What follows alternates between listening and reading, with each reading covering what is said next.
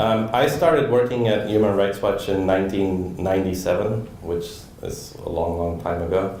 And among the first projects I did for Human Rights Watch was to go look at the horrific situation in Kosovo at the time. This was right after the genocide in Rwanda in 1994 and the massacres in Srebrenica, which were classified as genocide as well. And once again, just a few years later, we found ourselves in the midst of scenes of absolute horror. Myself and my fellow researcher, Fred Abrahams, often were going into villages while they were still burning and while the bodies were still laying out after Serbian paramilitaries had gone through. And at the time, the human rights movement was still quite academic in orientation. The human rights movement had developed to address issues of political repression and torture, unlawful imprisonment, but had never really dealt with the kind of war crimes that we were finding in Kosovo. So coming out of the situation and the experience in Rwanda and the Balkans, we decided that we needed to kind of reform the approach of Human Rights Watch to be able to save lives in conflict and not just document the killings afterwards. We felt that it was very important to start working in a more immediate time frame. So our challenge was to keep our methodology, because after all, Human Rights Watch does not have a standing army to protect people from human rights abuses. We only have the power of our convictions and our reputation to try to get the international community to act to protect the rights of people around the world. So it was very important for us to keep that reputation intact, but at the same time work in more immediate, real-life time to try to save people in these conflicts.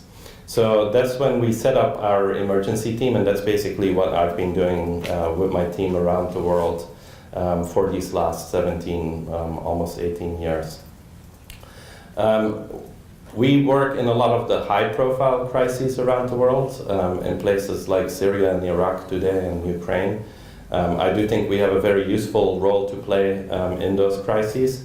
And we also play an important role in trying to use the new technologies which are out there to try to protect people around the world. For example, for the last decade, more than a decade now, we've been trying to develop the use of satellite imagery to protect people and to document human rights violations. And it's been a very useful tool because we are now able to obtain satellite imagery almost immediately after major events. So for example, in Burma, Myanmar, a few years ago when violent riots broke out in Arakan state, we were able to obtain satellite imagery within just 24 hours showing the massive destruction of Muslim areas in Arakan state. And we were able to force the leadership of Burma to finally acknowledge that ethnic cleansing was taking place in Arakan state.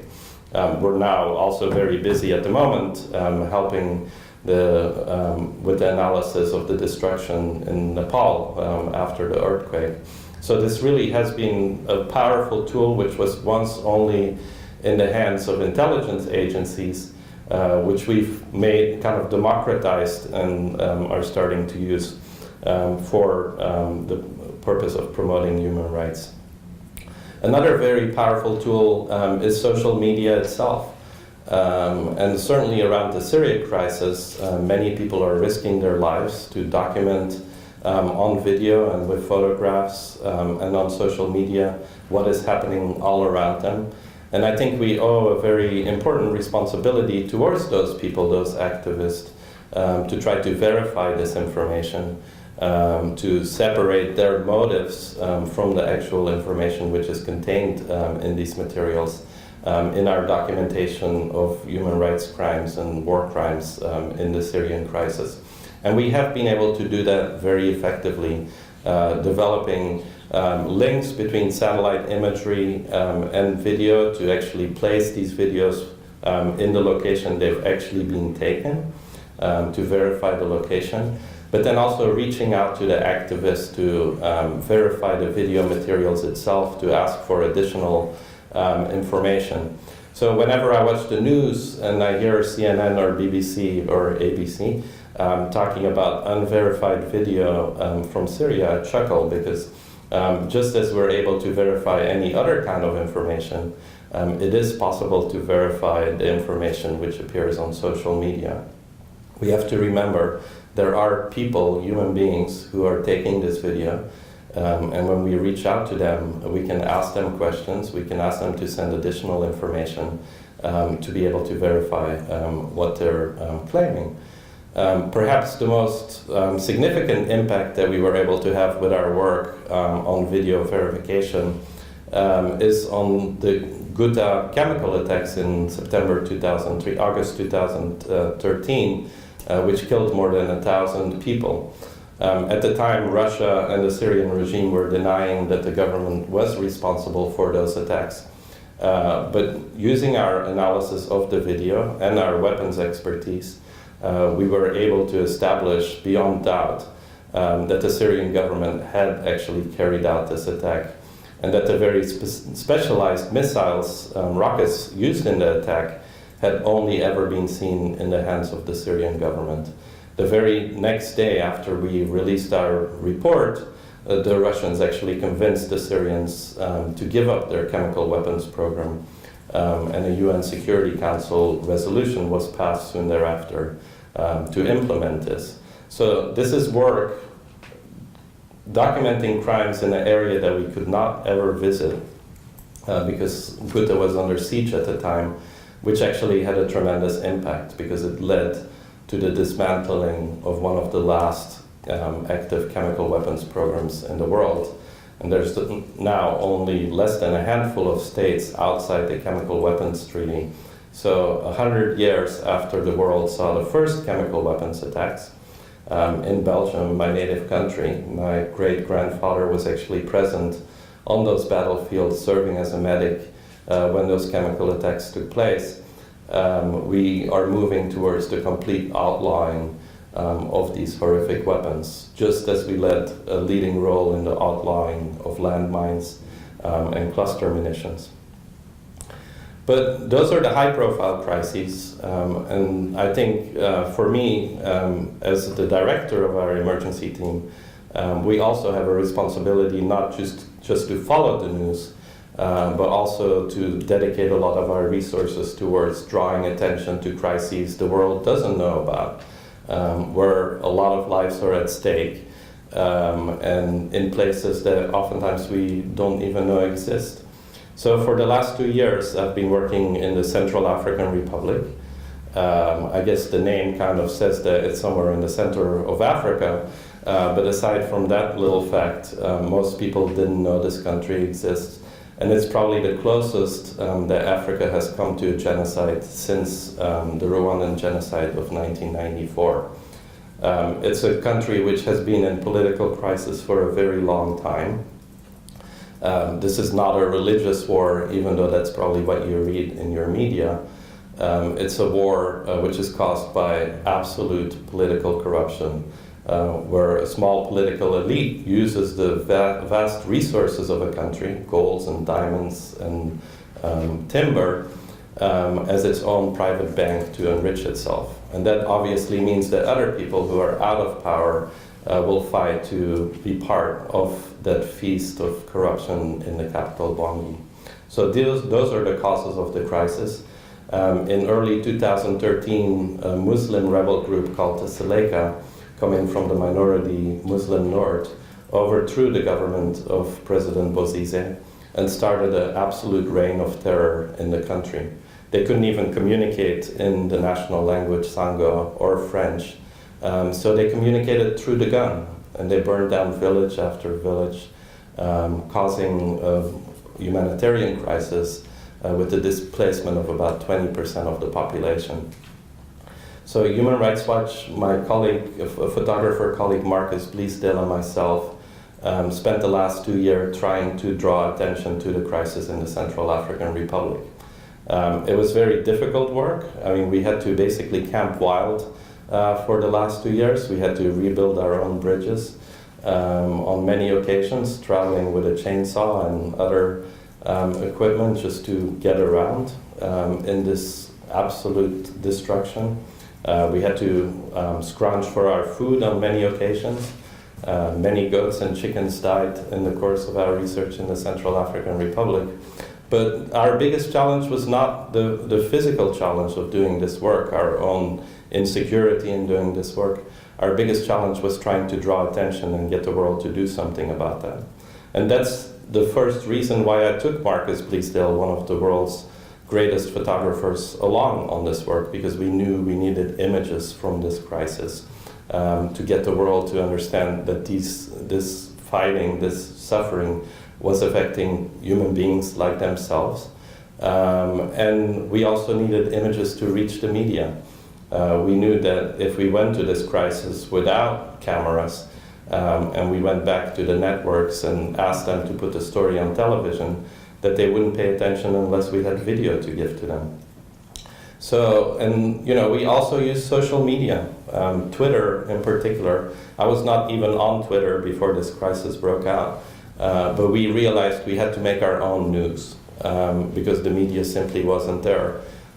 So just a year later, after live tweeting the crisis, I actually was named one of Time Magazine's 140 most influential people on Twitter, having joined Twitter just a year before because of our work in the Central African Republic.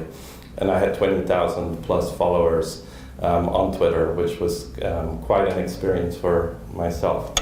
But it did make a real impact, and I'll just give you one example. In January of this year, Marcus and I were on a mission to look at the plight of people with disabilities during this conflict. And we went to a small Muslim enclave called Yaloke, where about 500 Muslims were trapped, and we found children actually starving to death with paper thin arms and no humanitarian assistance to speak of. And we took a picture there and put it on Twitter saying that people were dying from hunger because the government was not allowing them to flee to neighboring Cameroon. And just a few hours later, I got a call from the Assistant Secretary General of the United Nations, Ban Ki-moon's right-hand man, asking us about the situation at this camp in Yaloke. And ultimately, there were a series of meetings. It still took the UN a few months to get their act together. But today, most of those Muslims trapped in Yaloke have been able to flee towards safety with the assistance of the United Nations to neighboring Cameroon. So we're not just talking about putting what you had for lunch on Twitter, but using social media to really mobilize the public and policymakers to act, to shame them oftentimes into acting. When I started to work in the Central African Republic and started talking about the need to have a UN peacekeeping mission deployed in the Central African Republic, people, including UN officials, said that we were absolutely crazy. Why would the UN ever send thousands of peacekeepers, the 12,000 peacekeepers we were asking for, to a country that most of the world didn't even know exists? But today, since September of last year, those peacekeepers have been deployed in the Central African Republic. There are 12,000 peacekeepers on the ground in the Central African Republic now. The violence has gone down very significantly. The humanitarian needs of the people are being met in a way that they were not met before. And the International Criminal Court has begun an investigation into the crimes committed in the Central African Republic. So it is possible to bring about change even in the most forgotten corners of the world if you're creative and if you're dedicated and use every single ounce of determination to try to save people's lives. But the real pleasure of this work is to work with local human rights defenders. Human Rights Watch does not do this work in isolation. We have partners around the world, people we've often been working with for decades, who really are on the front lines of these battles in their own countries, and who take much greater risks than we do, because ultimately we do get to go home. And if we do run into trouble, there are international actors who will act to try to get us out of trouble. But we've lost many, many local colleagues around the world. Human Rights Watch has never lost a staff member since 1978. We've mourned the loss of many activists around the world for many years, obviously. And Father Kinvi is a perfect example of one of those defenders. He works in a small mission hospital, 300 kilometers outside the capital, Bangui, in Bosemtele. And when this crisis broke out in the Central African Republic, he first confronted the Seleka killers who took over his town. But when the Seleka killers fled and the anti-balaka turned against the Muslim population of the town, it was Father Kinvi who opened the doors of his mission and brought the Muslim community to safety on the grounds of the mission, where they spent months. And oftentimes the anti-balaka killers would want to come to kill individuals or to kill the individuals that he was bringing to the mission. And Father Kinvi had to tell them, if you want to kill them, you'll have to kill me first. It's because of that tremendous determination and courage that we're honoring him this year for his role in defending Human Rights Watch. And I'd like to give him a very warm welcome. Père Kinvi.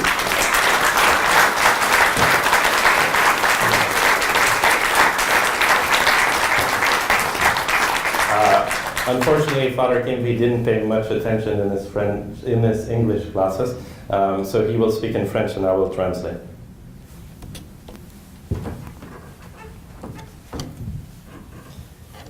Je vous remercie avant tout de m'accueillir parmi vous ce soir pour cette petite conférence. Before anything, I would like to thank you for inviting me to speak to you today. Alors je voudrais juste partager avec vous quelques moments que nous avons vécus pendant cette situation de crise en Centrafrique. So I just wanted to share with you a few of the moments that we lived through in this crisis in the Central African Republic. Je peux diviser les moments difficiles en 3 périodes. I can divide the difficult time into 3 separate periods. La première période, c'était le moment où les rebelles Seleka étaient arrivés dans la ville. The first difficult moment was when the Seleka rebels arrived in our town. Quand ils étaient venus, ils traquaient les gens, ils massacraient certains, ils torturaient d'autres, et puis beaucoup de blessés étaient accueillis dans mon hôpital. When they entered the town, they abused a lot of people, they killed some, and they forced many people to flee. And many of the wounded had to come to our hospital. Alors mon premier travail en tant que responsable de cet hôpital, c'est d'accueillir tous ces blessés, toutes ces personnes qui avaient besoin de soins contre la vie de ces rebelles Seleka. So my first duty was to treat and protect all of these wounded people who came to our hospital from the threats of the Seleka, because they would come to the hospital and they'd want to kill them.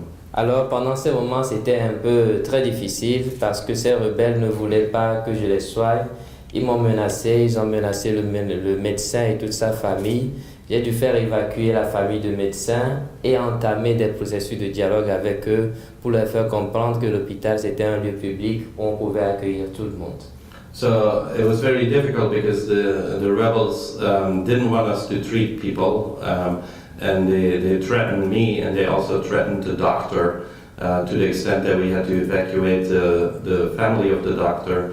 And we really had to try to explain to them that it was our duty as medical people to treat anybody who came to the hospital, the principle of medical neutrality.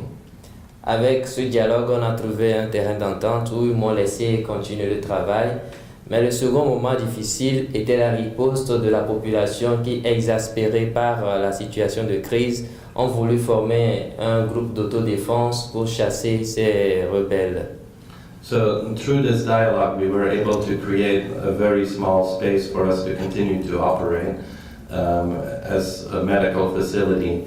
But then a second crisis broke out because the population was so angered by the atrocities being committed by the Seleka that they formed their own self-defense groups to try to fight back. Alors cette population qui a priori devait chasser les rebelles Seleka, avec la dureté de la colère et puis de la violence qu'ils ont vécue, et se sont transformés en un groupe qu'on appelle anti-balaka, qui est devenu plus méchante que les Seleka. So these self-defense groups, because of all of the atrocities and abuses they suffered from the Seleka, they became very extremist in their views, and they were driven by fury. So actually their behavior became even more violent than the behavior of the Seleka. Alors devant cette violence, je me suis donné un nouveau rôle, c'est de jouer la médiation entre ces deux groupes rebelles, les Seleka d'une part, les anti-balaka d'autre part, et leur parler, éviter l'affrontement. Ce travail, je l'ai fait grâce aussi à l'appui de deux autres confrères prêtres et puis des pasteurs et des imams qui étaient dans le village. Un autre prêtre. Un autre prêtre. One of the priests ran away, so he said that he worked with two priests. I said one. So during this time, he found himself playing a new role because he tried to mediate between the Seleka and the anti-balaka militia to try to avoid violence and to try to calm down the situation together with the other priests and also the imams of the town and the other religious authorities. Malheureusement, pendant 7 ans, il y a un des pasteurs qui a reçu une balle perdue et qui est décédé, à qui je pense souvent. So sadly, one of the fellow priests who he worked with during the mediation was shot and wounded and died from his wounds. He thinks of him often and the loss they suffered. Donc voilà, ce deuxième moment qui a été au moment de la médiation a permis d'une manière ou d'une autre d'apaiser un peu la tension et de faire, de reculer un peu le temps du vrai conflit qui a commencé surtout le 17 janvier 2014. So this period of mediation allowed the situation to calm down a little bit and to create a precocious peace for a period which lasted until the 18th of January. Le 17 janvier, finalement, les affrontements ont commencé et puis il y a les anti-balaka qui ont attaqué la ville après un départ des Seleka et ils ont tué près de 80 personnes. Et moi, dans cette situation, le premier travail, c'était d'ouvrir les portes de l'hôpital et de la mission catholique pour accueillir les blessés et toute personne qui voudrait se réfugier. So on the evening of the 17th of January, the Seleka fled from the town. He didn't mention, but they also looted the vehicles from the mission. And the next morning, on the 18th of January, the anti-balaka militia came into the town and they started massacring the Muslim population of the town. They killed more than 80 people. So in the middle of the fighting, Father Kinvi opened the doors of the Catholic mission to the population so they could come for safety and he would try to protect them with his life. Alors j'ai été aussi dans les quartiers récupérer les blessés et les enfants et les personnes vulnérables qui n'avaient pas d'autre possibilité de fuir. Je les ai amenés à la mission aussi pour les soigner et les protéger. And then he went into the different neighborhoods to look for the people who were abandoned and stuck, especially children and elderly and the handicapped, and he personally took them one by one to the mission for safety, which is a process which lasted for many days. Une autre chose aussi était d'aller ramasser les cadavres qui étaient dans les rues, de les enterrer. On aurait bien aimé les enterrer très dignement, mais malheureusement, il n'y avait pas la possibilité. Donc, il y a beaucoup qu'on a dû enterrer dans des fosses communes, juste pour ne pas permettre que ces corps pourrissent dans les rues.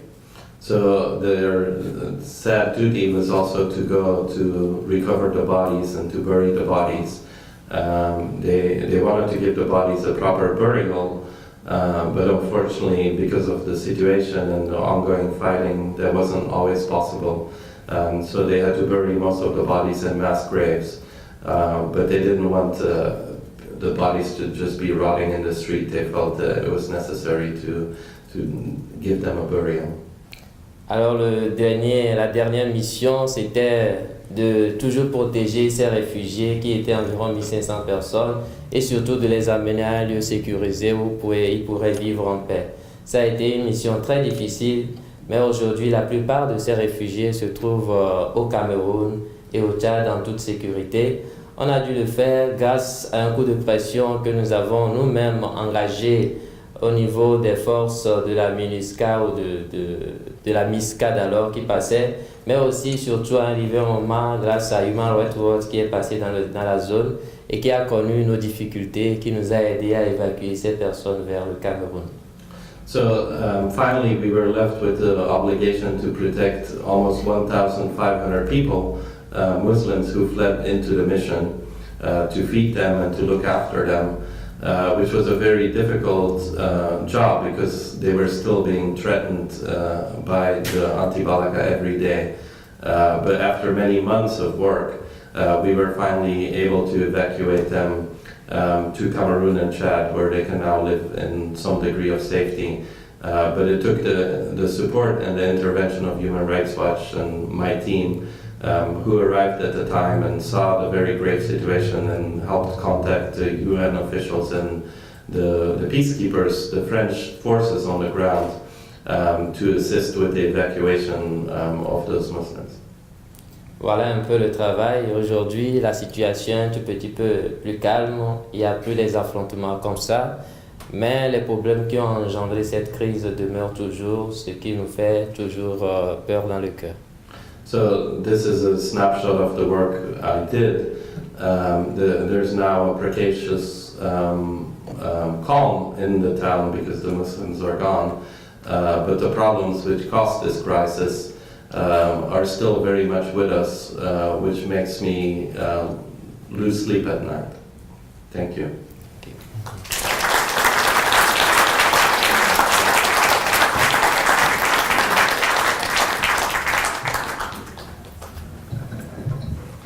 So I think we can open it up for. Oh. I think that partly leaves us quite speechless. But anyway, I might open it up. We actually have quite some time for questions. So might open it up to people. I might even start with one myself. You were talking, and this is really for perhaps both speakers. Peter, you were mentioning when you were talking about your work, sort of high-profile and low-profile crises. What drives that? What drives what? I mean, obviously you helped to raise the profile of the CAR, but from my knowledge, the crisis in the CAR, as you said, it's at critical points. It's the closest to genocide since Rwanda, I think is the words you used. Why is it so low profile? Or what drives that? You know, I think there is a very significant bias in our Western media towards conflicts that affect people that look like us. I never had a problem drawing attention to any of the killings in the Balkans or in Ukraine today, because it's much easier for us to identify as Westerners with those crises, which is a very unfortunate bias that's often supported by a lot of the media organizations. I mean, they can play a very important role in changing people's perceptions, because what I've learned is that when I write about the experience of people in the Central African Republic and really flesh them out as individuals with families, with lives, that the general public does care. So it's not like we have some inherent racism in our head that we don't care what happens to brown people all around the world. It's oftentimes that our media doesn't cover those crises, so we don't know about them. And so nothing happens, and a lot of people suffer as a result. And I consider it as one of our very important duties as a human rights organization, and really pleasures as a human rights organization, to change that bias, to humanize these conflicts, to give them a face and a voice. Because I'm totally convinced that if we do that, the vast majority of us will care. Any comments from Father Kinvi? Or?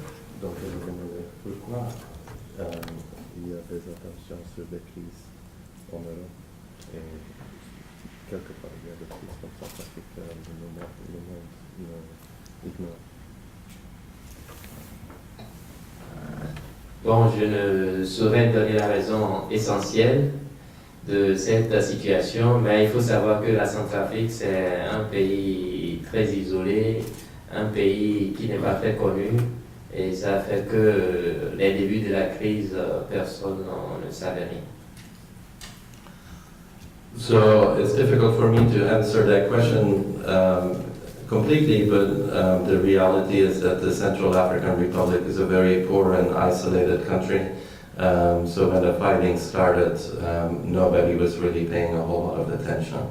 Et puis la deuxième chose est que les médias qui devaient aider aussi un peu à cibler les vrais problèmes de la crise ont peut-être très vite fait de parler d'une crise chrétienne-musulmane, et si bien que peut-être l'attention que cela devait retenir pour qu'on sache que vraiment c'est une guerre qui pouvait ravager toute la population qui s'enclenchait comme ça n'a pas été pris en compte comme il faut. And also the media, which should have been informing the public about the real nature of the crisis, really did a disservice by depicting this conflict as a religious conflict between Christians and Muslims when it really wasn't. And if they would have reported more accurately on the conflict, they perhaps would have made the world understand more just how dangerous a crisis it was and just how much suffering was taking place. Perhaps you could both mention where is the CAR at now? I mean, these events that you describe are from January 2014, and so obviously extraordinary bravery from many people, including Father Kinvi. And so where does it sit now? I mean, there was a hint of past tense in what you said, but my understanding is it's got a fair way to go. Yes, the greatest ethnic cleansing took place between December 2013 and about May 2015, when more than 10,000 people were probably killed.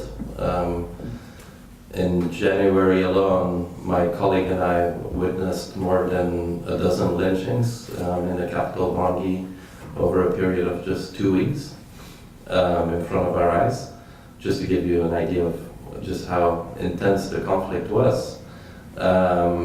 So hundreds of thousands of people left, and by the middle of the year, almost all of the Muslim population of the west of the country and the capital Bangui were gone. We fought a real battle with the French, the former colonial masters of the Central African Republic, and the interim authorities who kept trying to portray the situation at that time as stabilizing. I remember a rather vigorous discussion with the French ambassador who suggested that after me working in war zones for 18 years, I didn't know the meaning of the word massacre. This was his first assignment as an ambassador coming from the Ministry of Culture, so I think I have a bit more experience than he did on the subject. So the situation we find ourselves in now is the continued displacement of this Muslim population and no real immediate prospects for return, but also a continued destabilization of the center of the country. This conflict has basically moved westward, where fighting is still very much ongoing. There's actually political talks taking place in the capital right now to try to find a way out, but unfortunately these talks basically are discussions between a very small political elite about how many positions they're going to have in the future government, which translates in how much money they'll be able to loot from the country in the future. Whereas the focus should much more be on addressing the long-standing theft of resources in the country, on addressing impunity for the crimes. I mean, some of the people with the most blood on their hands are sitting around the table in Bangui deciding the future of their country, having earned their seat at the table through bloodshed. So we're still very far off from resolving this crisis. Well, est-ce que vous voulez adresser la situation en Centrafrique en moment?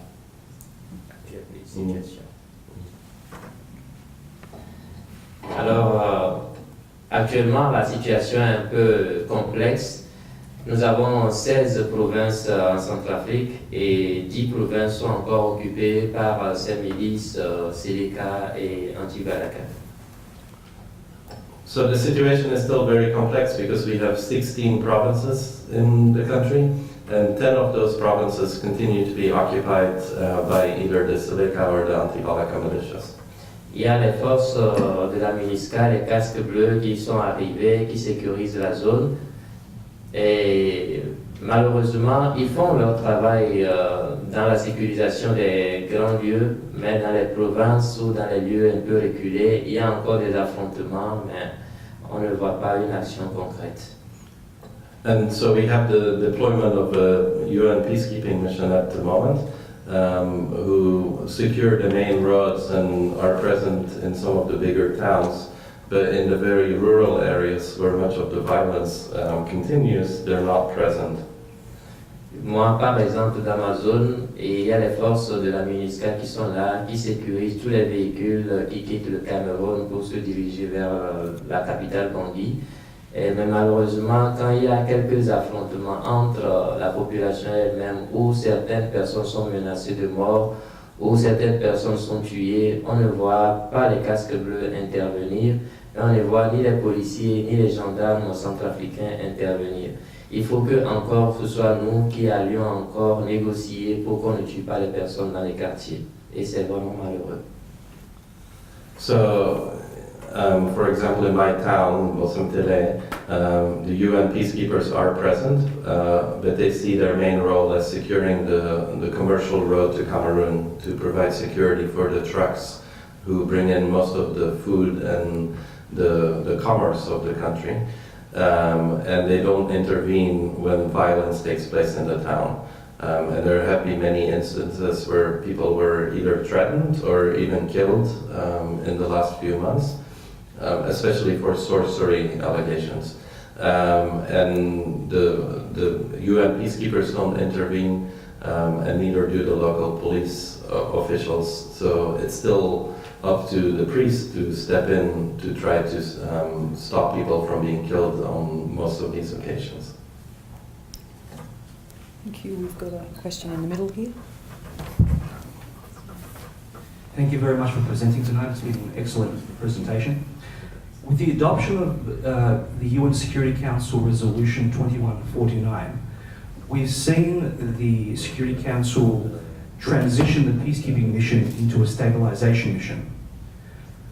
Would a peacekeeping mission such as that of the Democratic Republic of the Congo, where a forced intervention brigade was used, would that serve as a deterrence in the current situation in the Central African Republic?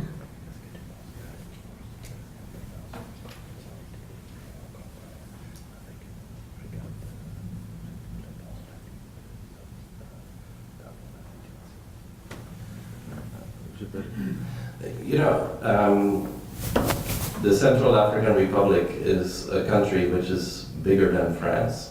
It may be a forgotten country in Africa, but in terms of size, it's quite vast. So what's possible to do with 12,000 peacekeepers is quite limited to some degree. And I think the sad reality is that when the French first deployed their forces, they were very passive in responding to a lot of the violence. So unfortunately, a lot of the ethnic cleansing was accomplished right under their nose. They did not really see their mandate as protection. I remember in February, finding a group of 36 Muslims which were stuck in a house in a district which had been completely destroyed. And I went to ask the French, who were just a kilometer away, to go pick them up and bring them to the safety of the community where they were based. And they said, we don't want to be seen as choosing sides. And I was like, I mean, what are you here to do then? I mean, go back to France, you know? We finally managed to convince them because the foreign minister was arriving in Bangui the next day, and we suggested it might be a little bit embarrassing if there was a massacre that night. It is important that all of these peacekeeping missions have the mandate and the will to intervene when violence takes place, which is the case in Congo. They have shown on some occasions that will on the ground in the Central African Republic. They have arrested several really important warlords over the last few months. But unfortunately, as in many cases of UN intervention, their will came too late to really, it came after most of the ethnic cleansing had already taken place. And it's always more difficult to resolve these issues after the violence than when you have early intervention.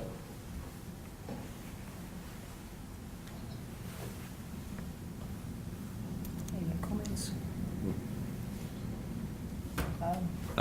And we can also talk about the Middle East and other conflicts if you want. Okay, we've suddenly got a lot of questions. Okay, we might start from the back and go forward. So we'll go to the speaker there. Hi. Thanks very much for your talk. My question is, from what you've seen in the Central African Republic and more broadly around the world, do you just despair at what people are capable of?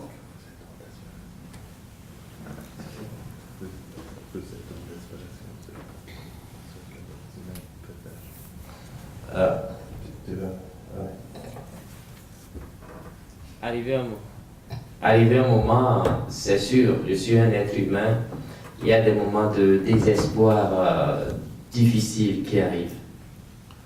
Certainly, I'm a human being and there are moments of absolute despair that arrive. Mais au même instant, je suis stimulé par d'autres personnes qui, sans être comme moi, aussi ont défendu ces droits humains et qui m'ont aussi encouragé. But at the same time, I'm inspired by others who are not priests like me, who also took action to try to prevent the killings and to put forward our humanity. Alors, comme exemple, ce qui m'a toujours ému pendant cette situation de crise dans notre milieu en Centrafrique, j'ai vu qu'il y avait des gens de ce village qui avaient gardé des musulmans soit dans leur maison, soit dans les champs à 12-15 km. Chaque matin, ils allaient leur donner à manger et ils revenaient dans leur maison jusqu'au moment où ils ont appris que la situation s'est un peu calmée et c'est en ce moment qu'ils m'ont appelé pour aller chercher ces personnes. C'était vraiment émouvant de savoir comment eux aussi se sont sacrifiés pour garder une, deux ou trois personnes. So one of the things which most amazed me is that there were a lot of simple people in our village who took some Muslims into their homes or into their fields and who hid them for months and fed them every day to save their lives. And when the situation calmed down a little bit, they actually came and told me to go save them. But these are very simple people, but they took these extraordinary actions, which really was inspiring to me. Alors ces actes de charité dans ces villages n'apparaissent pas dans les médias, mais quand nous on voit ça, on est tellement stimulés et c'est ça qui nous encourage à continuer. J'ai pas entendu. Sorry, Je disais que ces actes de charité que ces simples personnes font n'apparaissent pas dans les médias, mais quand on les voit, ça nous stimule tellement à aller de l'avant. It's those little acts of charity that you don't read about in the media, but when you see them yourselves, it's really inspiring. If I can answer the same question, it's my job to obviously report on atrocities.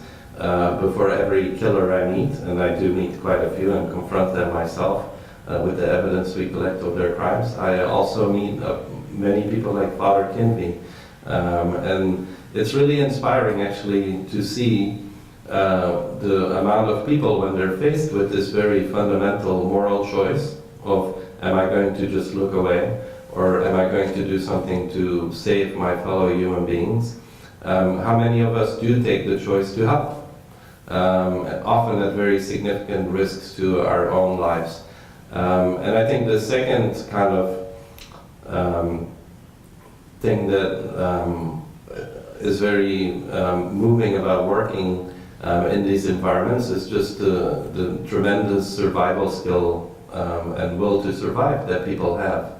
I think when you find yourself in these kind of environments, we do come together as a community oftentimes, and we do look after each other.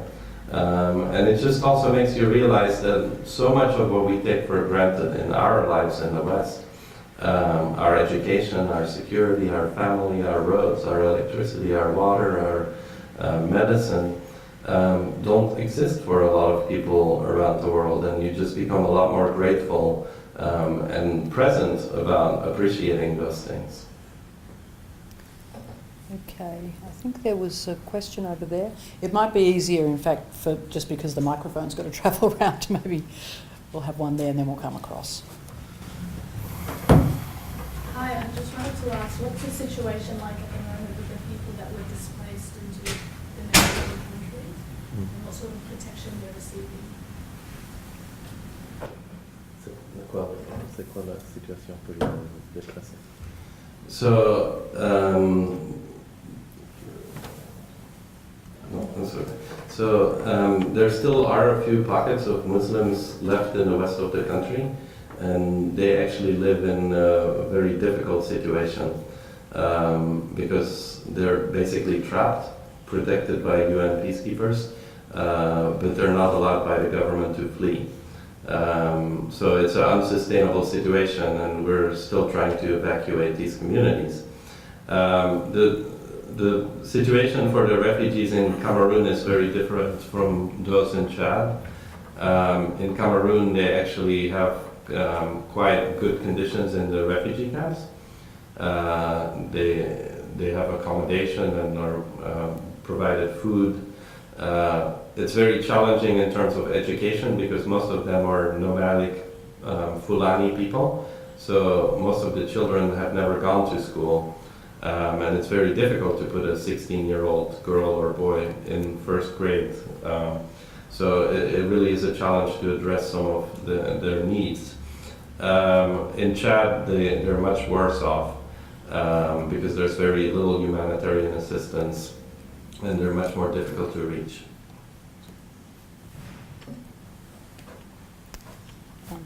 Okay, this question here. Hi, thanks for coming to talk to us tonight. I had a question mainly for you, Peter.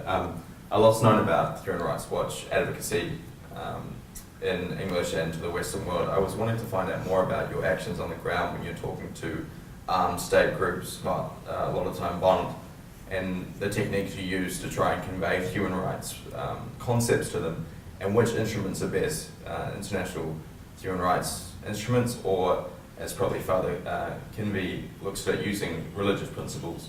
What speaks to them most? What are people responsive to? And if you could talk about your experience in relation, answer that question in relation to the Middle East, Syria specifically. Yeah, for me it's a very important part of my work to sit down with the militia leaders and to try to get them to stop the violence that they're committing against the population. Obviously, that's not possible in all cases. I mean, we don't have a dialogue with the Islamic State or with Al-Shabaab or with Boko Haram or the Lord's Resistance Army. There are certain groups which are kind of beyond our reach. But in the Central African Republic, I sat down, is it maybe your mic? No. I sat down with a lot of the militia leaders. I treat them as human beings, which I think is very important. And I try to reason with them. I don't pull any punches. I mean, I showed them the satellite imagery that we've collected of the villages that they've destroyed. I showed them my notebook full of cases of killings that they've committed. And on one occasion in the town of Bosangoa, we were meeting just hours after they had killed a woman just a kilometer from where we were meeting, and her baby was still next to the body, and we were unable to even go to rescue the baby because they would have shot at us. And I told them that we knew that they were responsible. Why do they listen to us? I mean, I think first of all because we make the effort to go all the way out there to talk to them, and they're pretty amazed that somebody's made the journey and is willing to reason with them. I mean, I think it reasserts their humanity to treat them as people who are capable of moral choice and are capable of changing their minds about things. I know I'm talking at a law school, but I very rarely refer to the hard law because I think if we just describe these incidents, all of us know that they're wrong. All of us know it's wrong to rape and to kill and to execute people and to torture them.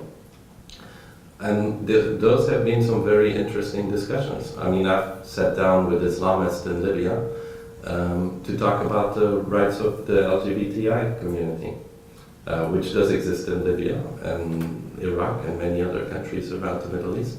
And I told them, I said, look, you're a former political prisoner yourself. You've suffered torture and humiliation. And all we're asking you, we're not asking you to become gay or to accept that lifestyle yourself. We're asking you not to humiliate another person because of their sexual choice, their choice of a lifestyle. It's their right to live with the same dignity that was denied yourself when you were a political prisoner. And people do understand those arguments. So it's really using moral persuasion in many cases that works. In one case, just to give you one example, in 2007 I was also in the Central African Republic, and I met a warlord, a man named Tonfio, and I asked him if he had any child soldiers in his group. And he said, yes, I have many. I'm a former teacher and a headmaster. All of my kids are with me. So I explained to him that it actually was a war crime, and that there was a guy in the neighboring Congo who had been arrested and brought to The Hague for the crime. And we were driving down the same road the next day, and he came running out and flagged us down and said, look, I had no idea. And I want to get rid of these kids because I don't want to go to The Hague. And ultimately, we got rid of the kids. I mean, he demobilized them to UNICEF. So it might sound crazy to go talk to these guys, but we can actually have an impact with them. He's now a minister. We had a question at the back there. Merci beaucoup d'avoir partagé votre histoire et vos sentiments, parce que j'apprécie beaucoup ce que vous faites. Je vais parler un peu en français, mais in English, comme une société occidentale, qu'est-ce qu'on peut faire pour vous aider dans votre situation? Parce que je me sens très en colère en entendant ce que vous faites et la situation là-bas. Et qu'est-ce qu'on peut faire dans les médias pour aider cette situation? So I'm just saying, thanks a lot for what you have to say, and I was wondering what we can do as citizens of the Western society to help out. And is this the role that we can play in the media in spreading and diffusing information? Merci beaucoup. Merci beaucoup. Pendant les périodes dures de la guerre en Centrafrique, on était pratiquement sans soutien. On se battait nous-mêmes pour soigner les gens, pour nourrir les gens. Thank you. I guess this mic is on.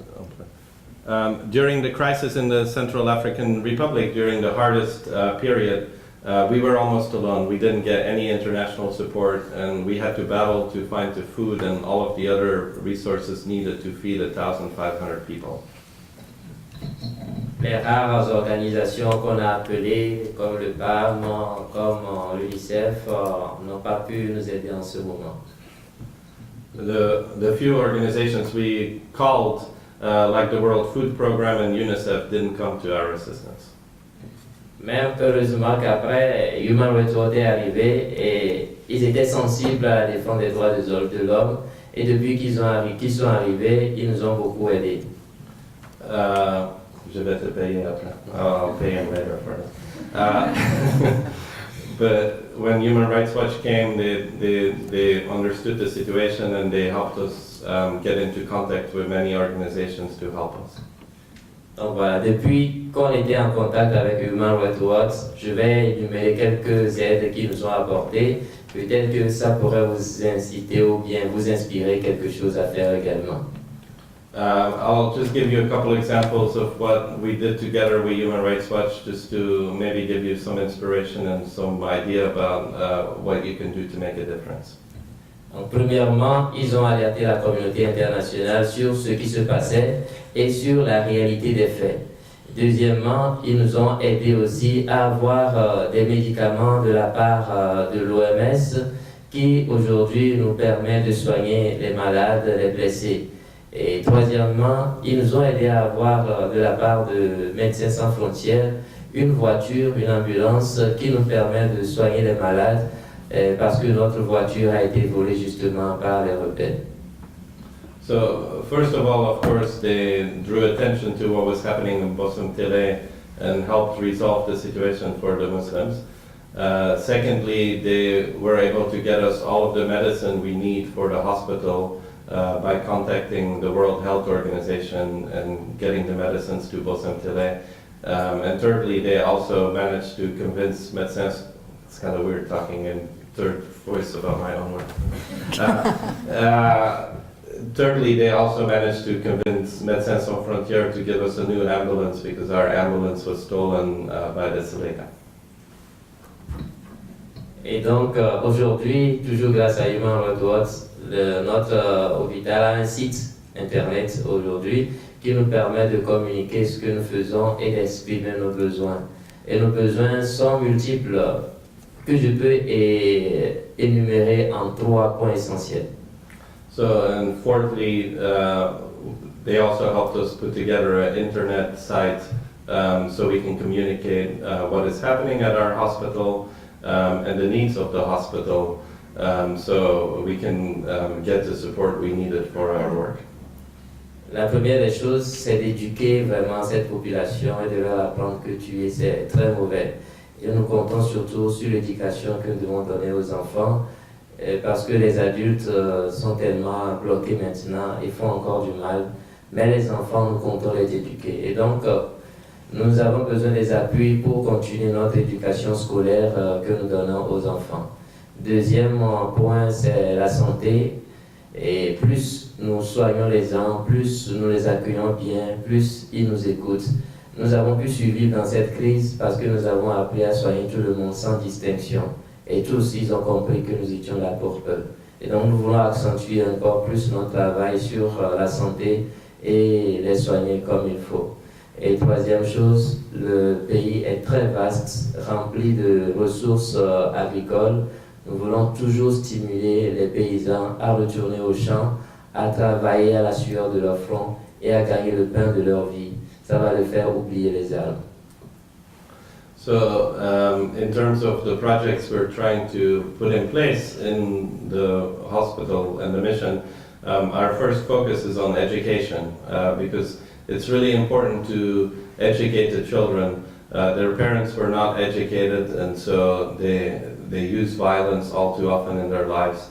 But we hope that we can save the next generation by providing them with some basic education so they will have the tools to make better choices in their lives.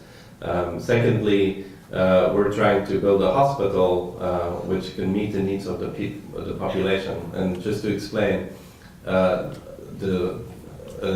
region of about 300 kilometers on each side of the hospital. Depends on the hospital for medical care. It's the only facility for 300 kilometers around. So we believe that if we provide medical assistance without discrimination based on religion or people's ability to pay, that we show the example that people need to live together and to live better lives. And thirdly, even though it's a poor country, it's a country which is very rich in natural resources and agriculture. So we want to help the farmers have the skills they need and the seeds and everything to build up their fields and to produce, because we believe that if they're busy working and producing, that the violence will go down. Got another question here. Good evening. Thank you once again for coming. I understand that it's very difficult to talk about some of the things you have, and we really appreciate you being able to share your experiences with us.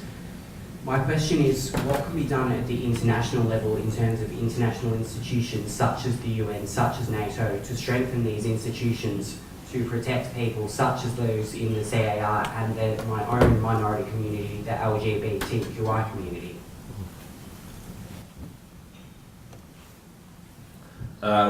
I've been speaking at a lot of UN events and panels about this very issue.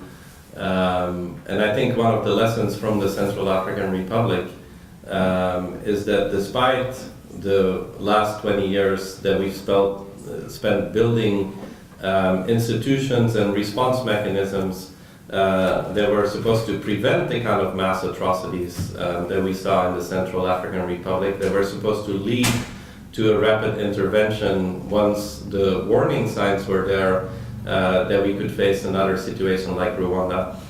They failed in the Central African Republic, just as they're failing today in Syria, where the bloodshed continues unabated. But we still have a deadlock at the UN Security Council level. So what is important for us is that we acknowledge those failures, that we acknowledge the fact that the UN didn't do what it was supposed to do in the Central African Republic, that the UN isn't doing what it's supposed to do in Syria, and that we try to build more effective mechanisms. Obviously, these are not easy questions, and I think it's important to acknowledge that we can't just stop atrocities with military force. We all see what happened in Libya after the intervention.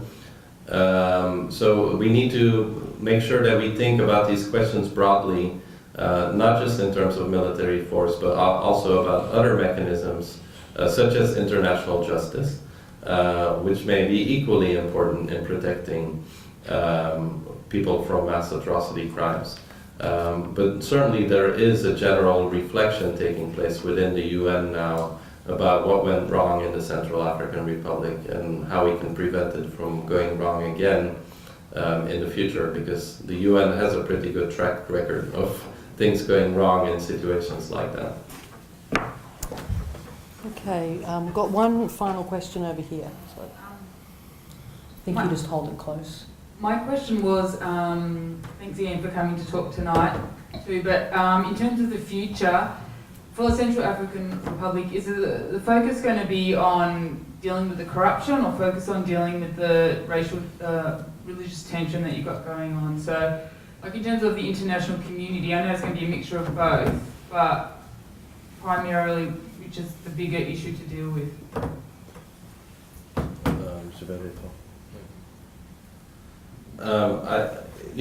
I think it's important that the solution to any problem comes from an understanding of the problem itself, and it has to be a multi-pronged solution. So Father Kinvi and myself, for example, have gone repeatedly to the refugee camps in Cameroon. Father Kinvi actually has brought some of the people from his town to Cameroon to meet with the refugees to try to resolve the tensions between the two communities, and to make people really understand what the loss of the Muslim community means to their communal life. I mean, Muslims in the Central African Republic basically occupy two niches in the society. One is the herding of cattle. So there's no more beef left in the country at the moment, which may be good for vegetarians, but most people in the country are not vegetarians. And the other is commerce. The Muslim community kind of specialized, as you find in many countries, in kind of a middleman role, bringing in goods from Cameroon and running the markets, and also that's gone. So reconciliation is very important. International justice also is really important, because we threatened the killers that they would be prosecuted one day. So it's important we carry through on that threat. Ultimately, the return of these communities is very important, and addressing corruption. So it's really, we can't just say we're going to work on one area. We all have our role to play in different areas, and they all fit together very nicely at the end of the day.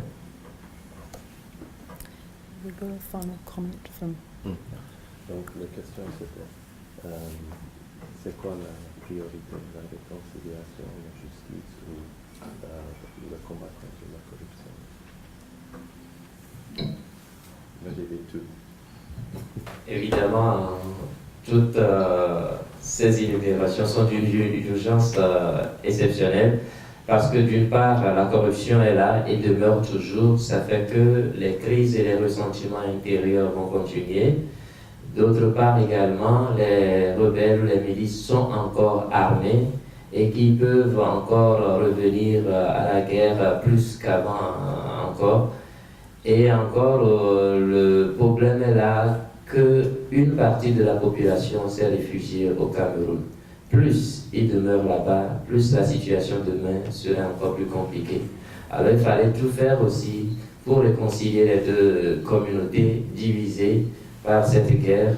Et donc c'est pourquoi, dans ce sens aussi, moi et quelques personnes à Bouckaert, on continue encore d'aller visiter les musulmans au Cameroun, de voir ce qui ne va pas, ce qu'on peut faire pour se réconcilier et leur permettre de revenir dans leur pays. So all of these issues really matter. The corruption certainly has to be addressed, because we can't really get out of this crisis without addressing the root causes.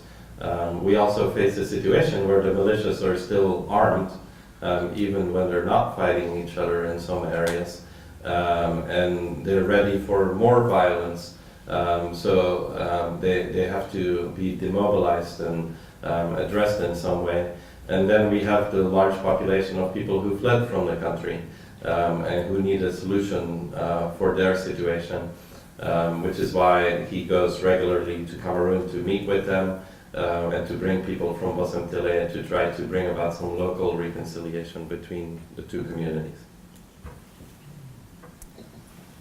Okay, thank you. I might bring proceedings to an end tonight. Before I thank our speakers, I thought I might just bring your attention to some of the material which is on your chairs. You'll notice this orange and brown publication, which is actually the Castan Centre's annual 2015 Human Rights Report, which we're actually, this is a sneak preview, we're not actually launching it until next week. And so we hope that you enjoy your sneak peek and you enjoy reading it. I should also mention it's being launched along with our annual appeal.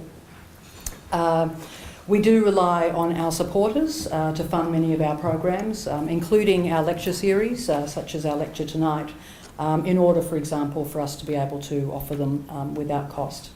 And so please do consider donating if you're able. There is a donation form inside the report.